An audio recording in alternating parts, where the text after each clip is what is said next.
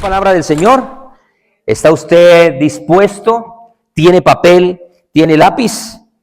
¿Tiene la Biblia a la mano? Abra su Biblia entonces en la primera carta del apóstol Pedro, en el capítulo 1. Quiero decirle con todo el cariño que este mensaje que vamos a escuchar hoy es de esos mensajes que uno como predicador tiene que hacerlo con la más alta nivel de humildad, de honra, de respeto, por todos los hechos, los acontecimientos que vamos a ver, de las cuales al final de este mensaje podemos tomar dos opciones. Una, decir, he escuchado un mensaje, me ha enriquecido, he aprendido algo, he conocido algo, y quedarse ahí como uno de los tantos mensajes que escuchamos. O por el contrario, este es de esos mensajes que uno, cuando lo escucha, al final uno dice, necesito tomar una decisión, necesito llevar mi vida a que no solamente sea un oidor de la palabra de Dios, sino de un hacedor de la palabra del Señor. Y en esta serie de enseñanzas que hemos estado desarrollando, no sé si para usted ha sido de bendición, para mí ha sido muy especial. Y alguien me dijo, ¿y usted a dónde saca tanto de eso? Esto que yo estoy aquí compartiendo es algo de lo que tuve la oportunidad de escribir. Yo he escrito algunos libros, no han salido al aire todavía, decimos, esperando el tiempo, pero este libro que se llama Evidencias, me tomé el trabajo de mirar, de investigar y he tenido esta información. Y durante este libro, o durante esta serie de enseñanzas que hemos nosotros desarrollado, hemos tocado algunos temas. Hemos hablado del testimonio de la Biblia, hablamos de la unidad de la Biblia. Pudimos también contemplar y mirar en un mensaje acerca del contenido de la Biblia. Nos enriqueció mucho el tema también del mensaje que está ahí escrito en ese libro. Y en la última plenaria que tuvimos hace 8 días, hablamos acerca de la profecía en la Biblia. Quisiera preguntarle con sinceridad, no lo haga para hacerme sentir bien. ¿Usted cree que esta serie de enseñanzas están siendo de bendición, le ha enriquecido, le han aportado? ¿Cree que ha sido edificante esa serie de enseñanzas para usted? Si es así, levante la mano. Si no, tranquilo, no se sienta comprometido, no, hay que ser sincero. No, pues eso no me ha gustado, yo creo que deberíamos de ya parar el tema de la Biblia. Y un predicador ayer, el pastor Rubén, hablando, me dice, Daniel, ¿de qué vas a predicar mañana? Le digo, voy a hablar de la Biblia. Me dice, chacho, él es puertorriqueño, me dice, chacho, es que no podemos dejar de hablar de la Biblia. Y es verdad, no hemos podido y ni dejaremos de hablar de la palabra. Entonces damos gracias al Señor porque hemos podido ser un poquito usados para que usted haya recibido un mensaje. En la sesión anterior, en medio de tantas cosas que dijimos, nosotros afirmamos que tenemos un Dios que es creador. ¿Cuántos tenemos un Dios que es el creador? Y Él es el creador de todo. ¿Usted está de acuerdo? Y cuando yo digo, o afirmamos mejor, que tenemos un Dios que es creador de todo, eso incluye el tiempo.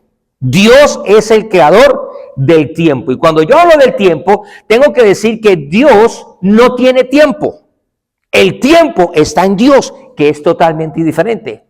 Dios no tiene ni pasado, no tiene presente, ni tiene futuro. Y estuvimos hablando de actos futuros, actos proféticos que están condensados en el tiempo, que para nosotros sería un futuro. Bueno, en el caso de nosotros, año 2024, para nosotros eso es pasado. Pero muchas de las cosas que vimos en esa conferencia fueron cosas que se hicieron se dijeron en un presente, pero que proyectaban hacia un futuro. Ese futuro es el futuro de nosotros, de los seres humanos. No es el futuro de Dios, porque Dios no tiene futuro. Dios no tiene tiempo. Así se le llame el anciano de días, Él no tiene tiempo. Él tiene el tiempo en sus manos. Diga conmigo, el tiempo está bajo su control. Él tiene el control del tiempo, aunque nosotros a veces nos afanamos y pensamos que van pasando los días y los meses y las circunstancias. Dios nunca va a estar mirando el reloj diciendo, me está agarrando la tarde. Dios no está preocupado en ese sentido. Ahora, así como es Dios, así también es su palabra. ¿Usted lo cree? Déjemelo explicárselo de esta manera. Si usted y yo tenemos un Dios que es bueno, su palabra es buena.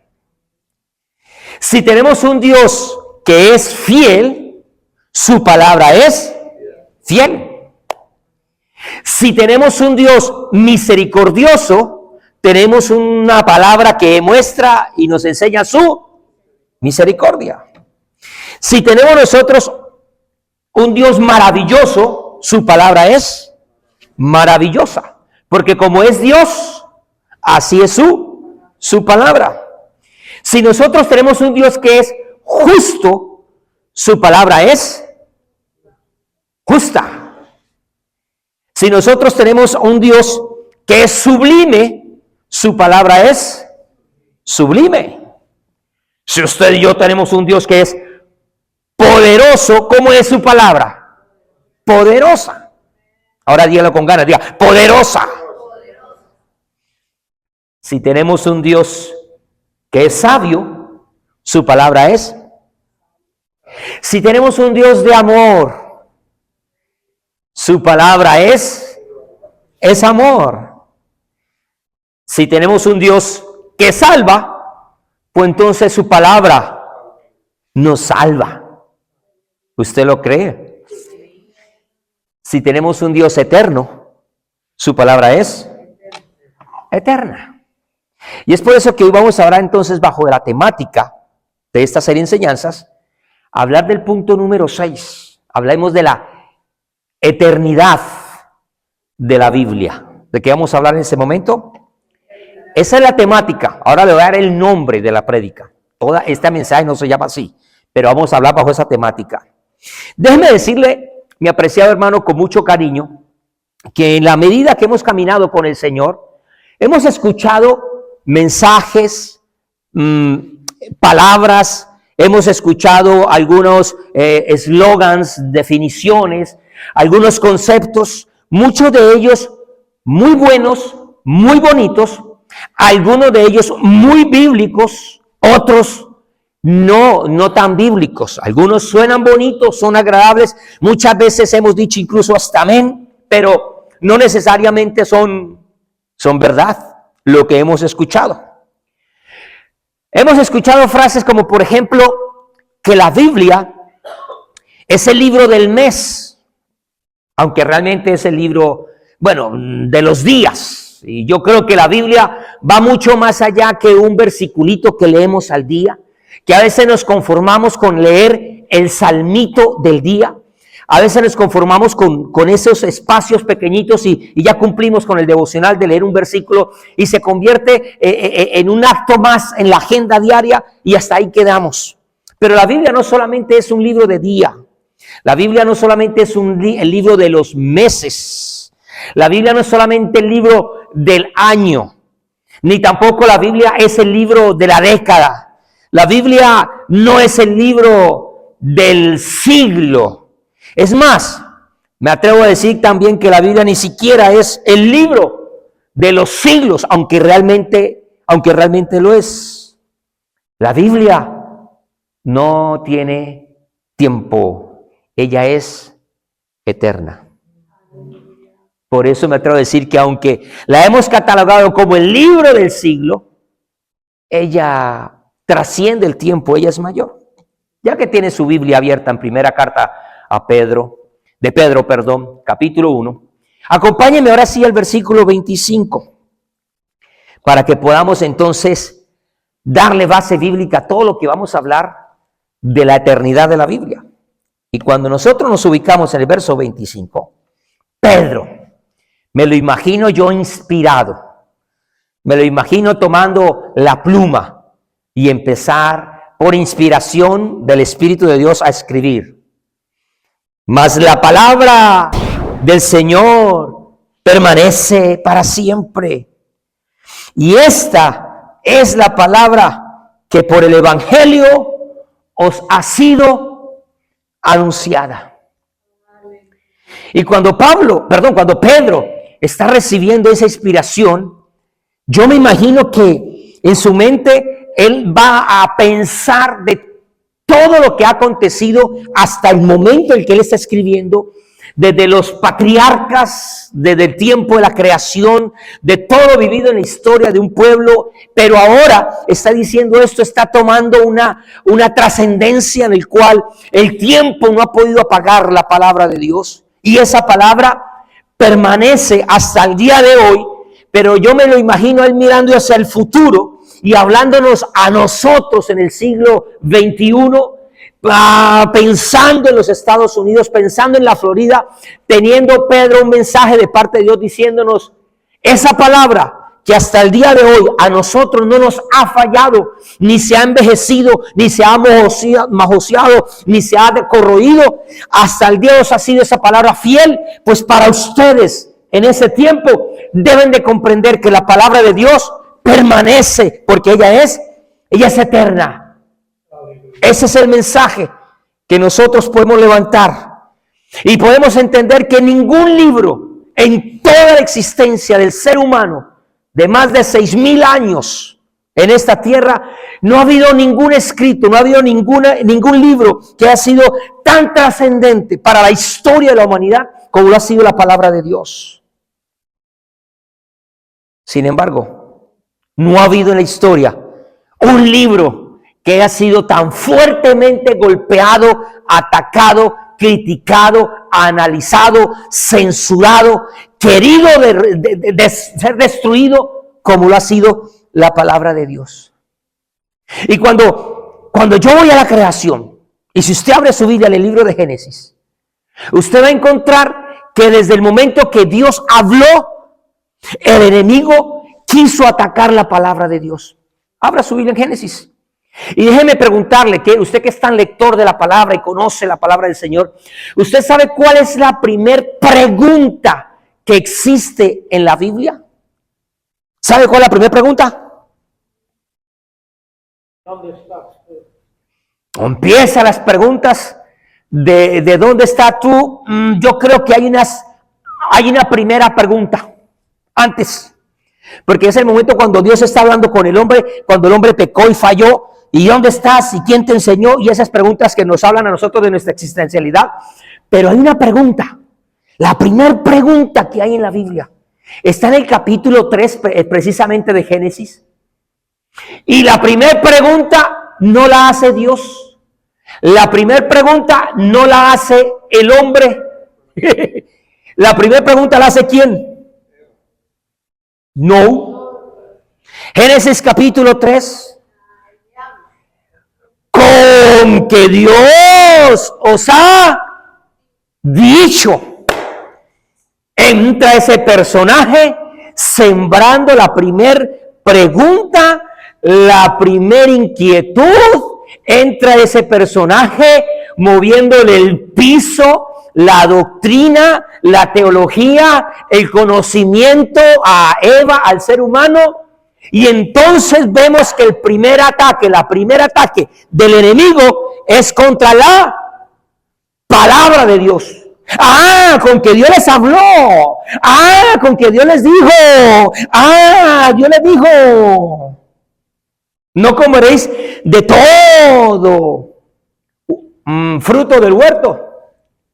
¿Y sabe cómo respondió la mujer? ¿Cómo responde la mujer? La mujer, en medio de esa inquietud, de esa primera pregunta, pues ella llega y dice: bueno, de los frutos de todo el huerto podemos comer, pero del fruto el que está, o el fruto del árbol, que está ¿en dónde? Dígalo fuerte, en medio del huerto. Más fuerte, dígalo, en medio del huerto. Dios nos dijo, dice ella, Dios a nosotros nos dijo, podemos comer de todos los árboles del huerto, pero del fruto del árbol que está en medio del huerto no podemos comer, ni podemos tocar.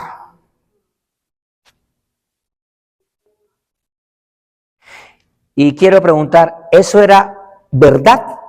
¿Era cierto como Dios, como la mujer estaba respondiéndole a la serpiente? ¿Cuántos dicen amén?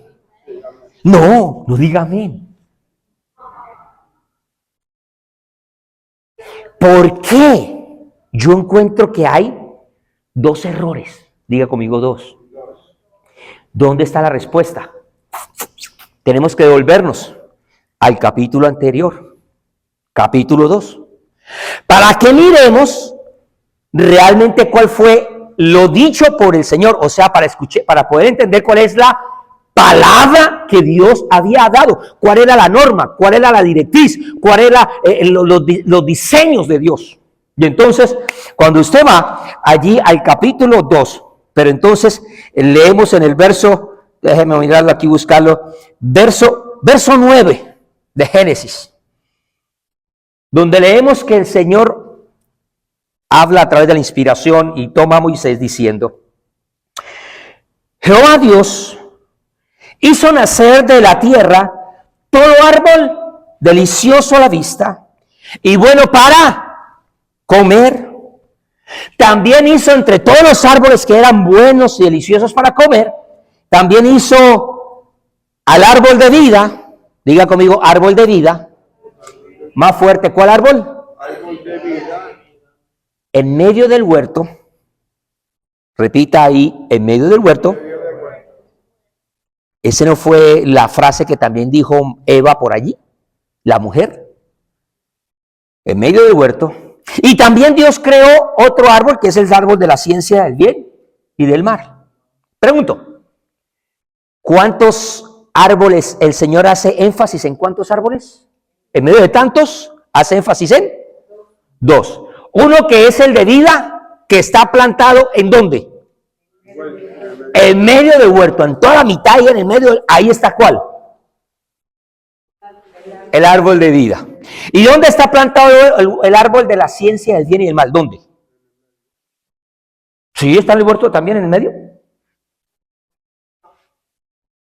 Ahí el escritor hace énfasis que en medio, en todo el epicentro, en todo el centro, estaba el de la vida, que es una representación ¿de quién? ¿A quién se le conoce como el árbol de vida? A Cristo. Ese está en el medio, en toda la mitad del medio del centro, ahí está el árbol de la vida. Tal vez al ladito, tal vez a unos pies, no sé tantos. Hay otro árbol, que es de la conocimiento de la ciencia, pero no puede haber dos árboles en medio, no puede haber. Por eso el escritor hace énfasis y dice, el árbol de la vida está en medio del huerto. ¿Cómo respondió Eva? Ella responde que no podían comer y no podían tocar. ¿Dios habló algo de no tocar? No. Ahí la mujer le aumentó a lo que Dios había dicho. Grave error. No podemos aumentarle la palabra de Dios. Pero también la mujer se confundió de árbol. Se confundió de ubicación. Bueno, no es raro que las mujeres en su gran mayoría tengan un poquito de falencias en ubicarse. Las mujeres muchas veces no saben dónde queda el norte y el sur. A una mujer usted le dice, ¿dónde queda tal lugar? Ella le dice, mire, yo sé que ese lugar es donde quedan unas palmas, allá hay una casa de tal color, ahí es. Una mujer es fácil para llegar por señales, ella da señales, ella ubicación, latitud, ella no manejan bien. Uno le pregunta, ¿dónde queda el norte? Señala el norte, a ver, ¿dónde queda? Muchas mujeres no sabe.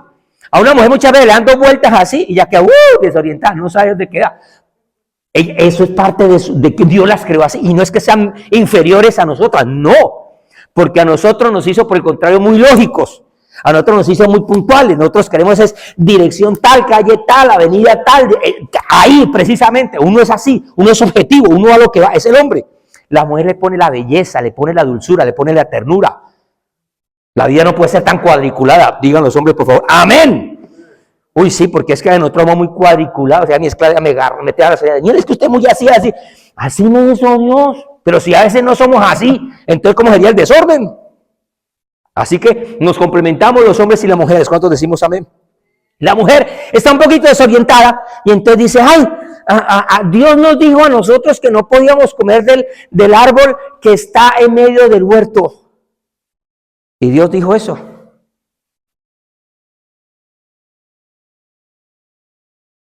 La mujer confundió los árboles.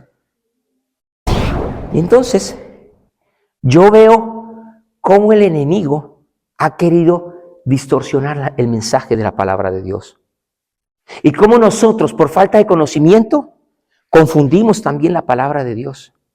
Y añadimos, y aceptamos, y toleramos. Es más, hasta legalizamos cosas que no es lo que Dios ha dicho. Y la Biblia, o mejor, la palabra de Dios, ha tenido más ataques como nunca ha tenido ningún otro. Todo porque ella es la palabra de Dios. Y si yo me remonto a la historia, tengo que mirar hombres que atacaron fuertemente la palabra de Dios. Me doy cuenta que en la persecución, en los primeros años de la iglesia, se levantó un hombre como Diocleciano, un emperador que se volvió altivo contra la palabra y no quería nada de la palabra de Dios ni nada de sus cristianos. Y eso me empezó a perseguir y empezó a llegar y a atacar y empezó a decretar leyes en contra de los que leían la palabra de Dios y se propuso destruir todos los escritos sagrados. Ese hombre se ensañó y empezó a atacar, a quemar todo lo que se escribía a favor de Cristo o de los apóstoles o de la iglesia. Todo lo que tenía que ver con Dios, él quería acabarlo. Y en medio de esas personas, por ejemplo, se levantó un obispo como Félix de Tiuca en el África. Y ese hombre llegó y dijo, mire, si Diocleciano va a empezar a acabar los libros y a quemar todo esto, pues primero que me quemen a mí. ¿Y sabe qué pasó? ¿Qué cree que pasó? Lo quemaron a él. Todo porque él quiso defender ¿qué? La palabra de Dios. Entonces, ya con base a esa introducción, el mensaje que vamos a compartir hoy, le puse como título, escrita con tinta, defendida con sangre y atacada con fuego. Así se llama el mensaje de hoy. Escrita con tinta, defendida con sangre, pero atacada con fuego. Si yo sigo, por eso le decía al comienzo, cuando yo voy a predicar ese mensaje, lo hago con tanta reverencia, con tanta honra por aquellos que estuvieron dispuestos a predicar, a escribir, a traducir, a anunciar el mensaje del reino. Y me doy cuenta que, por ejemplo, este señor que usted está ya viendo en pantalla, Jaime I, que fue rey de Aragón, ese hombre decretó y dijo, nadie poseerá, nadie tendrá, nadie tocará, nadie comprará, nadie tendrá libros del Antiguo o del Nuevo Testamento en romance. Romance se le conocía en ese tiempo al lenguaje común. Nadie. Y entonces desde ahí empezó una gran oposición o un gran propósito de que la Biblia no fuera traducida en lenguaje común. Y si yo sigo mirando la historia, me encuentro, por ejemplo, que en el año de 1929 de nuestra era cristiana, hubo un concilio, el concilio de Toulouse, eso queda en Francia.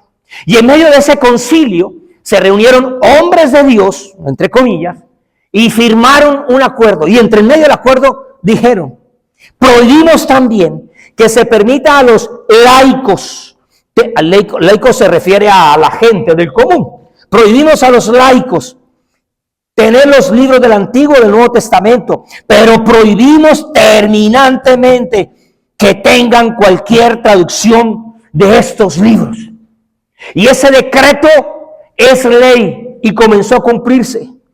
Cuando nosotros miramos en el tiempo, unos años más adelante, se levanta el concilio de Tarragona y allí vuelven otra vez a reunirse los sabios eruditos que manejaban la iglesia y llegan a otro acuerdo y firman. Nadie puede poseer los libros del Antiguo y el Nuevo Testamento en lengua romance. Y si alguien los posee, debe entregarlos al obispo del lugar dentro de los 8 días siguientes a la promulgación de este decreto, para que esos libros sean, esa era la intención, acabar con la palabra de Dios. Era la intención acabar. Y la norma está saliendo de los mismos que decían ser servidores del Señor. Aparece en la historia un personaje que tiene más títulos, más cargos, más nombres, llamado Carlos I de Bohemia. También tenía y ostentaba el título de Carlos IV de Alemania y de Luxemburgo. Y además era el emperador del Sacro Imperio Romano. Mire qué títulos tenía.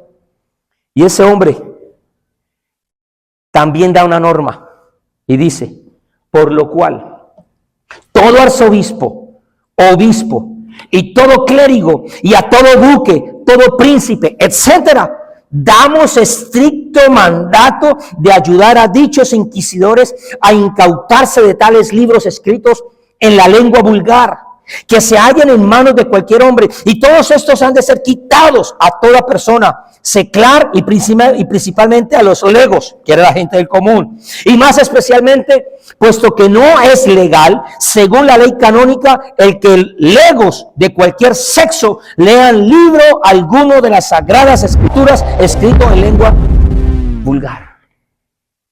Mi amado hermano, desde el comienzo de la iglesia, así como en el comienzo de la creación, el enemigo se levantó para atacar la voz, la dirección de Dios. La iglesia también fue usada por muchos, lastimosamente, para querer callar el conocimiento de la palabra de Dios. Inventaron batallas, cruzadas, luchas, hicieron cantidad de acuerdos, se hicieron censos, hicieron gran cantidad de acuerdos a puerta cerrada, hicieron cantidad de convenios para atacar lo que es la palabra de Dios. Sin embargo, Pedro nos dijo a nosotros, la palabra de Dios permanece para siempre. ¿Cuántos dicen amén? Pero si nosotros vamos al Antiguo Testamento y leemos a lo que decía el profeta Isaías, él levanta la voz y llega y dice con plena voz, dice, la hierba se va a secar, la palabra de Dios va a permanecer, la flor se va a marchitar, pero la palabra de Dios va a permanecer, las plantas y la creación se va a acabar, pero la palabra de Dios permanece para siempre. Los hombres van a querer levantarse y acabarse, pero la palabra de Dios permanece para siempre. Los imperios llegarán, presidentes llegarán, ellos pasarán, porque la palabra de Dios permanece para siempre. La palabra de Dios no tiene comienzo, no tiene fin, ella es eterna. ¿Cuántos decimos amén? Pero los ataques no han terminado ahí,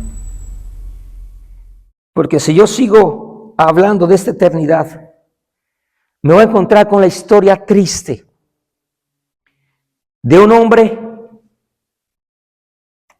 llamado Wycliffe.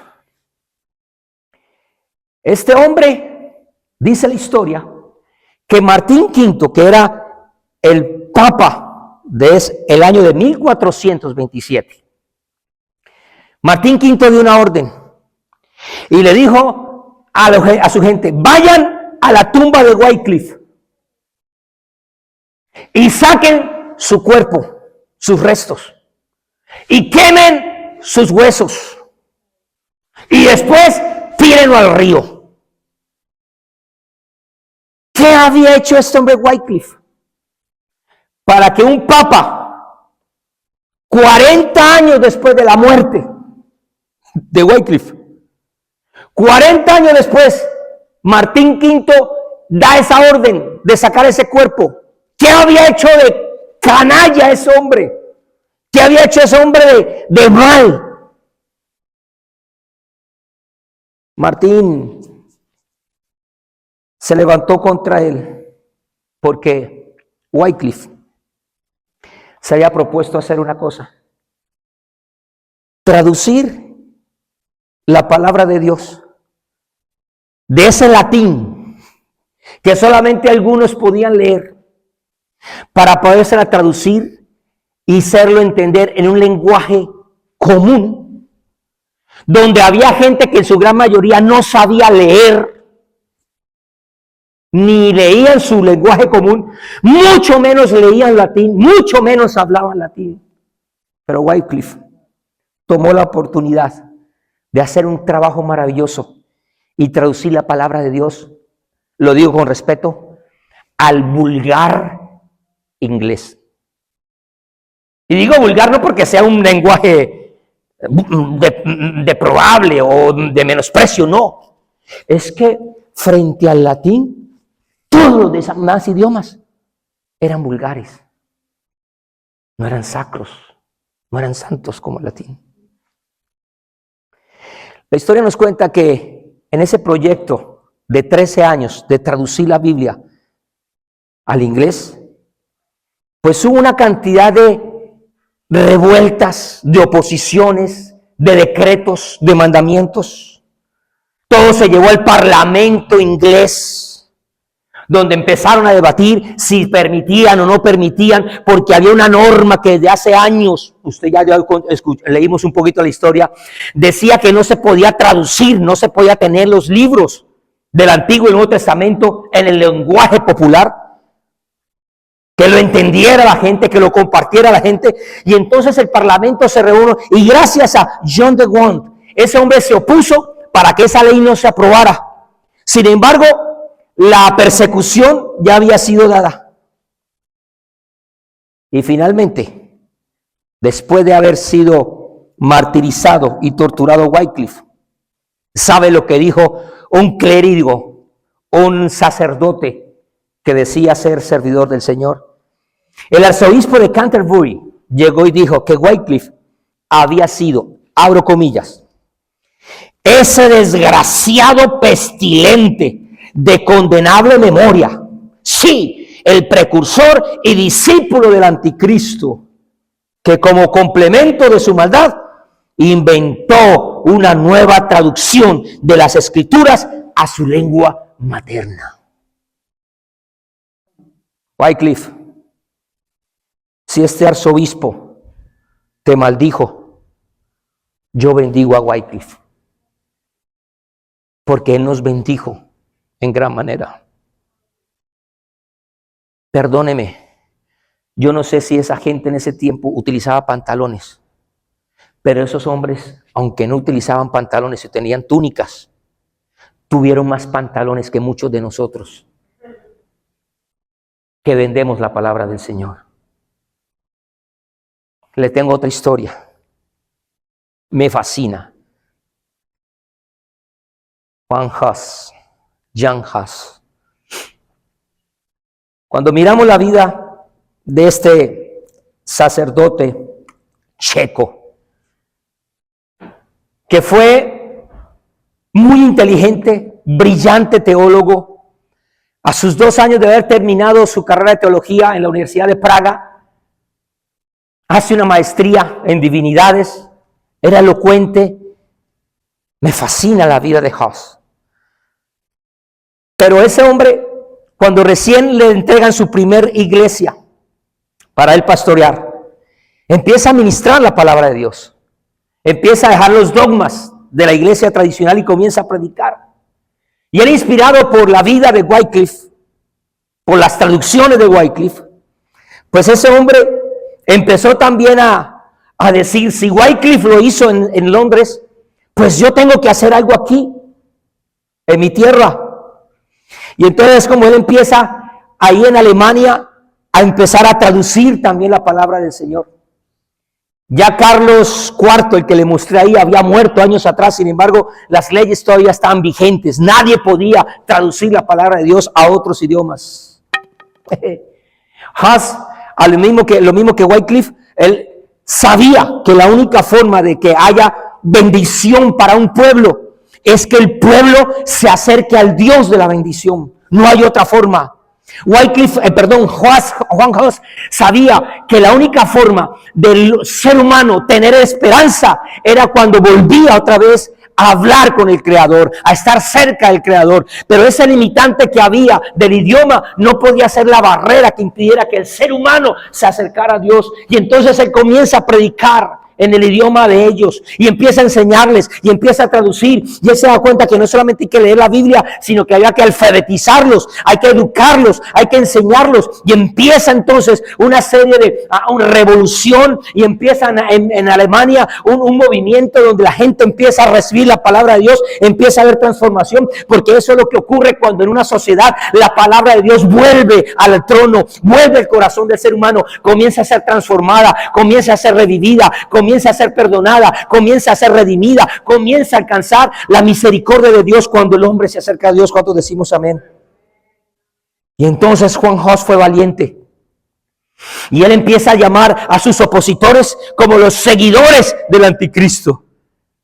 Recuerde, a Wycliffe lo consideraron anticristo. Pero este hombre está diciendo, no, Wycliffe no fue anticristo. Él quería buscar a Cristo y yo también. Y entonces ahora comienza esa cantidad de cosas. Juan Hus fue enviado a un juicio. Y ese juicio, que se le conoce como el juicio de Constanza, fue algo terrible. Está catalogado como un gran carnaval. El objetivo era sentenciar a muerte a Juan Hus por haber hecho lo que hizo de traducir la palabra del Señor. Había sido condenado para ser sacrificado. Pero lo curioso es que para ese juicio vino gente de todas las latitudes de la tierra. Viene gente de toda Europa. Llega nada más y nada menos que un arzobispo con 600 caballos. Un arzobispo con 600. Eso fue, haga de cuenta, cuando se congrega Hollywood para los premios X o Y o Z. Llega la crema innata. Un arzobispo con 600 caballos. Pero ¿sabe qué trajeron? 700 prostitutas. Había más prostitutas que caballos. Y llega también 500 personas que en medio de ese carnaval y de todo ese juicio que iban a vivir y cómo se movió esa ciudad de Constanza, fue una gran vergüenza. Hubo borracheras. 500 personas murieron ahogadas en el lago. Está el registro de cómo el Papa, no se sabe si es que estaba ebrio, qué habrá pasado, pero el Papa durante ese momento se cayó de su carruaje y cayó en medio de la nieve. Fue una vergüenza todo ese espectáculo. Todo porque al final Juan Hus iba a ser quemado vivo en una hoguera. Cuando yo miro ¿qué fue lo que hizo de merecedor a un hombre para morir quemado de la manera tan vil?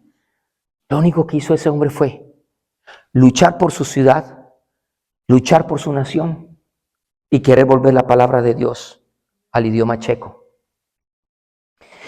Esa muerte de Hus reavivó a muchos de los seguidores. La muerte de Hus hace que otros sacerdotes se levanten y también sean atacados y perseguidos. La muerte de Hus hizo que autoridades tomaran represalias contra los hombres y mujeres de Dios. Fue tal la muerte de Hus que hubo una revuelta en Bohemia y entró en una guerra civil.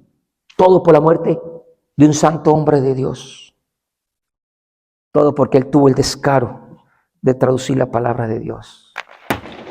Si yo sigo en la historia, me encuentro con otro gran hombre, William Tyndale.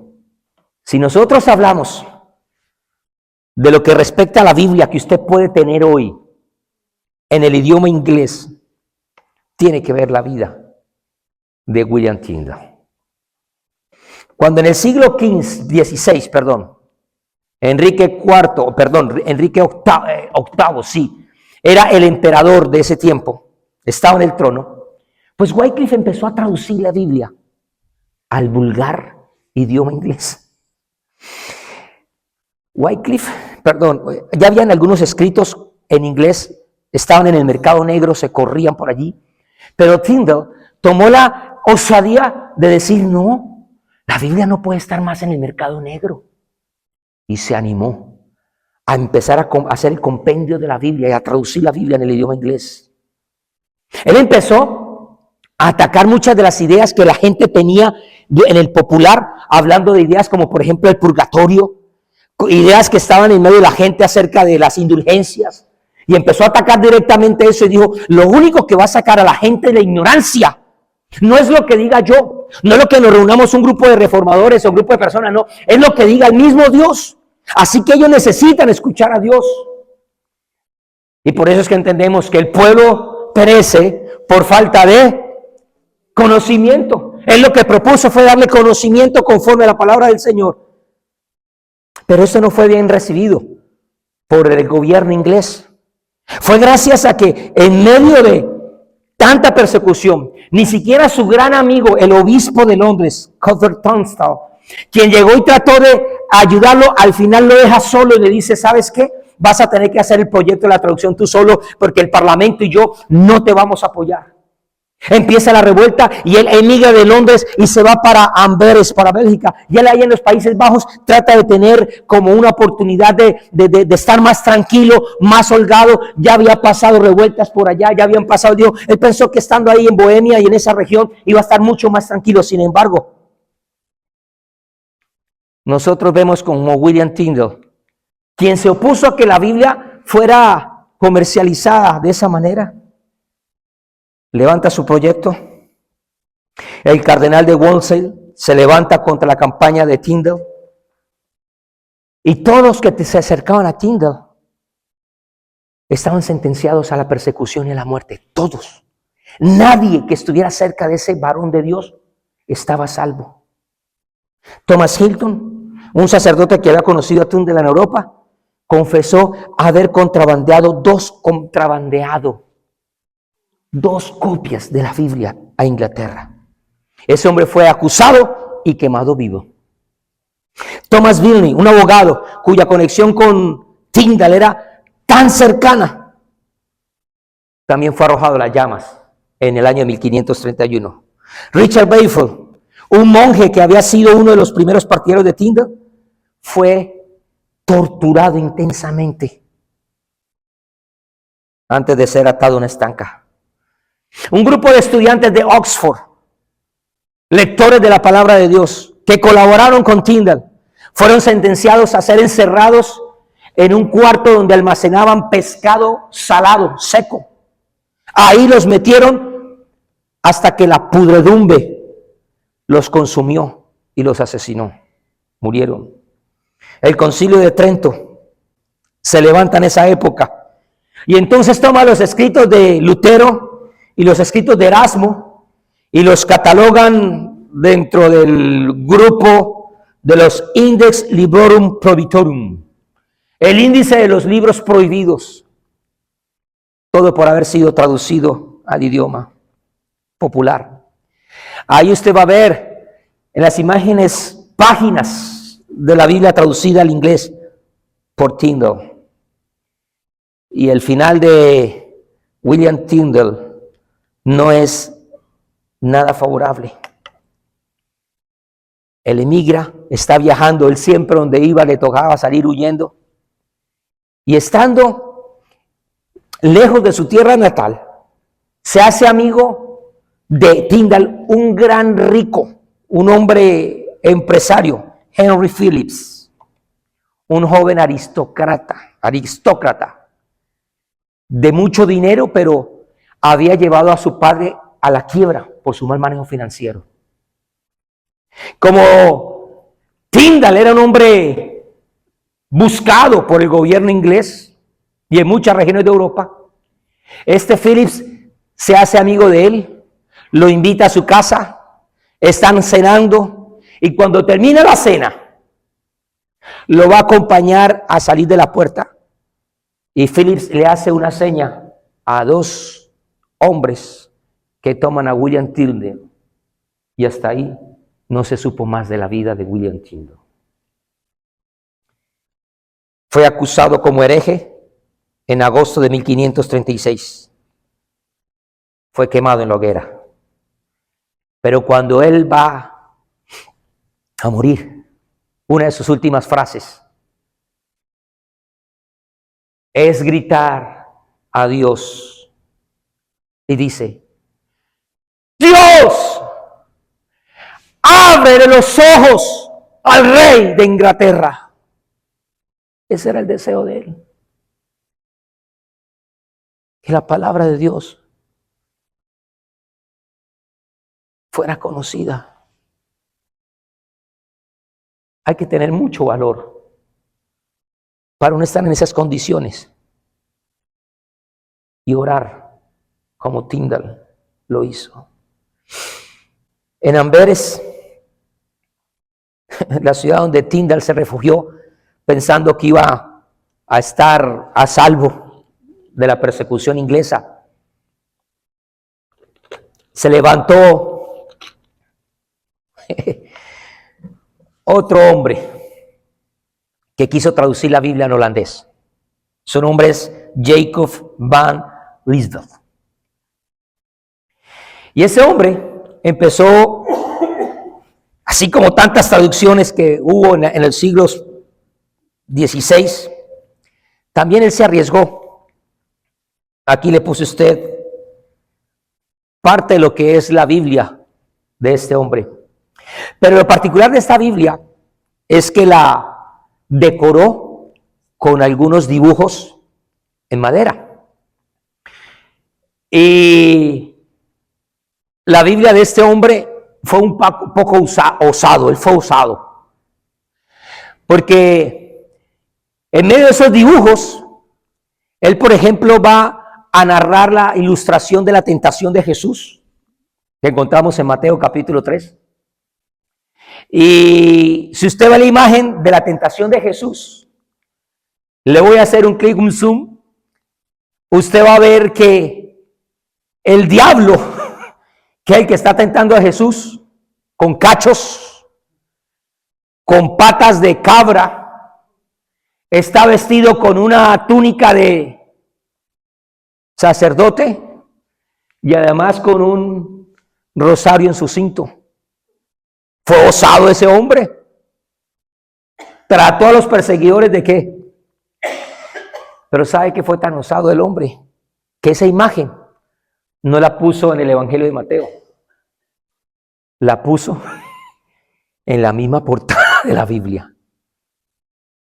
Eso fue lo que termina de sacar de quicio y se levanta más persecución. Déjeme tomar estos 10 minutos para terminar el mensaje diciéndole que la Biblia, por toda la historia, ha sido fuertemente atacada. Las traducciones de la Biblia han generado una gran cantidad de emociones. El año pasado me gozaba al poder ver una Biblia traducida en un lenguaje nativo de unas tribus en América del Sur, en la selva brasilera. Yo me gozaba hablar con traductores de la Biblia que tenían que recurrir a experiencias para poder hacerles entender el idioma, en el idioma de ellos, lo que es la palabra de Dios. Cosas tan sencillas como, por ejemplo, explicarles a ellos lo que es el bautismo del Espíritu Santo y lo que fue el bautismo de Jesús. Para mucha de esa gente no lo llega a entender ni comprender. Muchos nativos no llegan a entender lo que es, por ejemplo, una paloma. Y descendió el Espíritu Santo como paloma. Me decían, ¿y qué es una paloma? Ellos no saben lo que es una paloma. En la selva no hay palomas, hay otras aves. ¿Cómo explicarle a un nativo ese pasaje de Apocalipsis capítulo 3? Aquí yo estoy a la puerta y llamo. Y me decían, ¿y qué es una puerta? Ellos no saben lo que es una puerta. Sus casas no tienen puertas. Están abiertas. Pero si alguien necesita a alguien, lo que hacen es pararse afuera y aplaudir. Entonces me tocó decirles, aquí el Señor está aplaudiendo. En otras palabras, te está llamando. Pero esas son cosas a las cuales uno dice, eso es poco comparado a todo lo que estos hombres tuvieron que soportar. En el año 1960, la Fuerza Aérea de los Estados Unidos le advirtió a sus reclutas contra el uso de la versión estándar de la Biblia, que había sido recientemente publicada, todo porque 30 personas de su comité, de los que habían sido encomendados para traducirla, habían sido afiladas en un frente comunista. En el año 1961, el estadounidense T.S. Eliot, uno de los principales poetas que ha habido en esta tierra, hablando de la Biblia, dijo: asombra en su combinación de lo vulgar, lo trivial y lo pedante. Traductores de la Biblia actualmente están siendo asesinados y torturados por estar haciendo su trabajo. Pero no solamente por estar traduciendo la palabra, sino porque están ejerciendo su función de ser cristianos, que también es tu función y también es la mía. Tu función no es ser cristiano, tu función es predicar la palabra de Dios. Muchos dicen ser cristianos, muchos dicen ser sacerdotes, pero lo único que han hecho es atacar la palabra de Dios.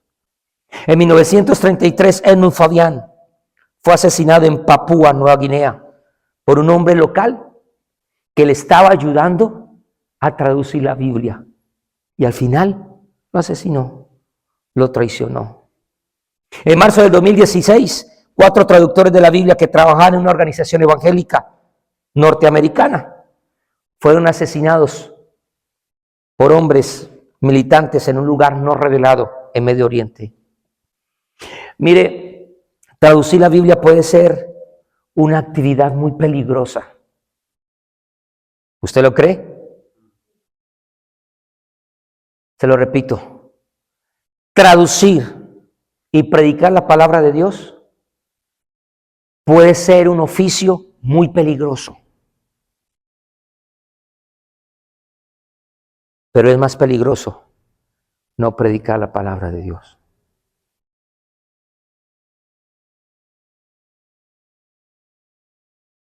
Sacerdotes, papas, obispos, príncipes, reyes, líderes políticos, sultanes, dictadores comunistas, hasta ateos y científicos de hoy en día, políticos irreverentes, han atacado fuertemente la palabra de Dios. Y sabe, la palabra de Dios ha resistido todos sus ataques con toda la fuerza, con todo el ímpetu con que ha sido atacada. Ella ha permanecido porque la palabra de Dios es eterna. Sí, la Biblia es el libro más publicado del mundo, pero yo no tengo a un libro que no ame. A lo largo de la historia, mi amado hermano, los escépticos han considerado que la Biblia era unos libros mitológicos, pero la arqueología ha revelado que no es mitología lo que hay en la Biblia, es historia. Hoy en día la Biblia está siendo atacada por la pseudociencia, por la psicología, por la filosofía, por movimientos políticos, hasta falsos maestros y herejes que han salido de nosotros están atacando la palabra de Dios. Están dando ataques mortales contra la palabra de Dios. Lo que ellos no han entendido es que la palabra de Dios no puede morir, porque como es Dios, así es su palabra. Y si Dios es eterno, su palabra es eterna. Si Dios no tiene comienzo y no tiene fin, la palabra de Dios no tiene comienzo y tampoco tiene fin. Están haciendo una obra necia al atacar la palabra de Dios. Otros volvieron a la Biblia como un lujoso libro intocable con bordes dorados o plateados. Muchos volvieron la Biblia un libro que no se podía ni conseguir. En la Alemania medieval podían estar pagando por una Biblia entre 70 y 80 florines. Lo curioso es que con solo 2 o 3 florines usted podía comprar una res. ¿Cuánto costaba entonces tener una Biblia en Alemania? Solamente los ricos podían tenerla, pero fueron los hombres valientes, como los que vimos, los que se propusieron hacer que la palabra de Dios esté en su mesita de noche, que usted la pueda tener en su cartera, que usted la pueda tener en su celular, que usted la pueda escuchar con libertad. ¡Qué vergüenza! Todo el esfuerzo que ellos hicieron y nosotros despreciar una palabra que es eterna. Déjeme terminarle mientras usted se pone de pie. Concluir con esto. La Unión Soviética, al comienzo del siglo XX, Con su resistencia política levantó un movimiento ateo que impactó a muchas naciones. La República Popular China se considera oficialmente un estado ateo. Corea del Norte es el país que más Biblias quema en el mundo. Todos estos índices harían pensar de que la palabra de Dios iba a cesar, iba a morir. Sin embargo, la palabra de Dios sigue siendo tan viva, tan relevante, tan trascendental, porque es la misma palabra de Dios. Pero ¿sabe una cosa? Usted y yo no deberíamos de sorprendernos de esto, de que cómo es posible que tantos imperios, tantos hombres, tanto billete invertido para apagar la Biblia, acabar con la Biblia, no han podido. Eso no debería de sorprendernos. ¿Sabe por qué? Porque un día nuestro Señor dijo, el cielo y la tierra pasarán, pero mi palabra, Él lo había dicho. Por eso mi final mensaje, amado hermano, es: conozca la palabra de Dios. Lea la palabra de Dios. Estudie la palabra de Dios. No solamente léala, estúdiela. De ese lujo de extraer la riqueza que en ella está. Amado hermano, de ese lujo de mirar lo real que es ella, lo viva que es ella. Memorice la palabra de Dios. Repítela mientras vayas al trabajo, donde quiera. Repite la palabra de Dios.